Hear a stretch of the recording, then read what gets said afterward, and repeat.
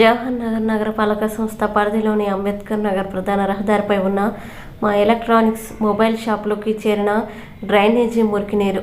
Shop యజమాని తెలిపిన వివరాల ప్రకారం బుధవారం రాత్రి యథావిధిగా విధులు ముగించుకొని షాప్ కట్టేసి యథావిధిగా తెల్లవారుజామున షాప్ తెరిచి చూడగా డ్రైనేజీ పొంగి మురికి నీరు షాప్లోకి చేరడంతో లక్షల్లో నష్టం వాటిల్లిందని షాప్ యజమాని మీడియాతో తెలిపారు. ఇంత జరుగుతున్న మున్సిపల్ అధికారులు, మున్సిపల్ సిబ్బంది స్పందించకపోవడంతో కుటుంబ సభ్యులతో కలిసి మురికి నీరుని బయటకు పంపించే ప్రయత్నం చేసిన షాప్ యజమాని ఇకనైనా ఉన్నతాధికారులు స్పందించి ఇటువంటి సమస్యలు పునరుద్ధరించకుండా చర్యలు తీసుకోవాలని స్థానిక ప్రజలు కోరుతున్నారు.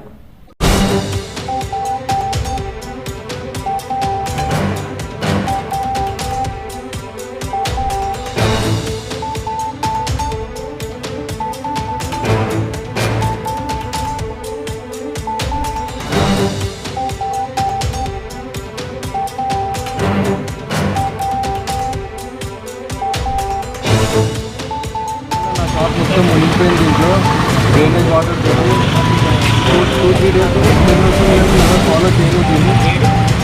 ఎంత వర్షం వచ్చినా ఇంతవరకు నిండలేదు. కానీ ఇది నైట్ బాగానే ఉంటే మార్నింగ్ వచ్చి చూసేదానికి మొత్తం షాప్ అంతా మినిమం 2 लाख 3 लाख మాల్ ఖరాబ్ అయిపోయింది. ఫ్యాన్లు ఇవన్నీ ఖరాబ్ అయిపోయాయి మొత్తం.